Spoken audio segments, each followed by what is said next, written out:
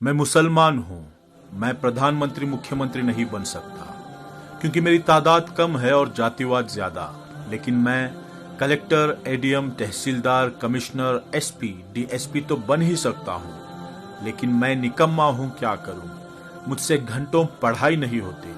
अगर मैं पढ़ने लग गया तो चौराहों की रौनकें खत्म हो जाएंगी, जो कि मैं होने नहीं दूंगा। मैं पढ़ गया तो गुटखा, ताश पत्तियां छूट जाएंगी, जो कि मैं छोड़ना नहीं चाहता। मैं पढ़ गया तो मोहल्ले की रौनक कम हो जाएगी। दिन भर आवारागर्दी इन्हीं मोहल्ले में ही तो करता हूं मैं। हाँ, काम नहीं है मेरे पास, लेकिन क्या फर्क पड़ता है। अल्लाह के फजल से 2 वक्त की रोटी तो मिल ही जाती है। हाँ, मैं मुसलमान हूं और पैदा होते ही एक सील ठप्पा लग गया था मेरी तशरीफ पर कि मैं पंचर की दुकान खोलूंगा या हाथों में टूल्स पकड़कर कोई गैरेज खोलूंगा, या बहुत ज्यादा हुआ तो दूसरों की गाड़ियां चलाऊंगा।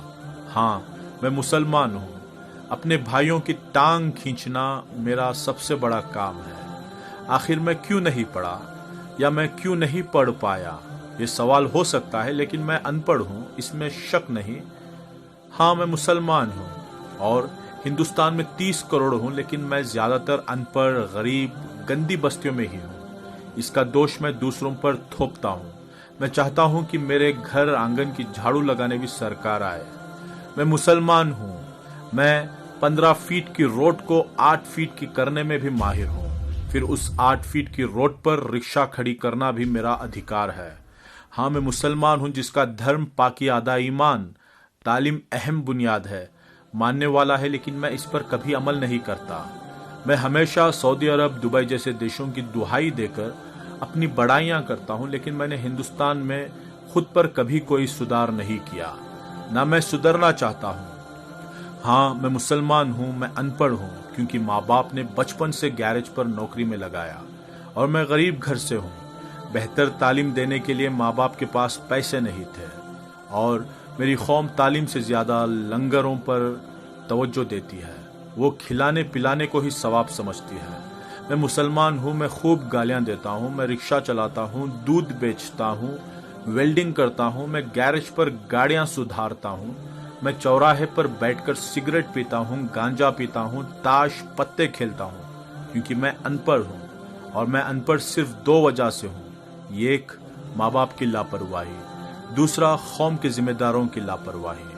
माँ बाप मजबूर थे, लेकिन मेरी कौम मजबूर ना थी और ना है।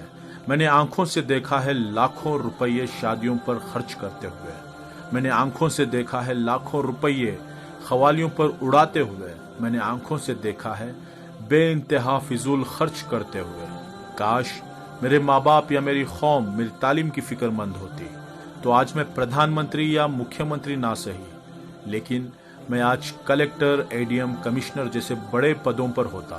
बिना वोट पाए भी लाल बत्ती में होता, या कम से कम मैं डॉक्टर, इंजीनियर, आर्किटेक्चर या जर्नलिस्ट या एक अच्छा बिजनेसमैन तो होता ही।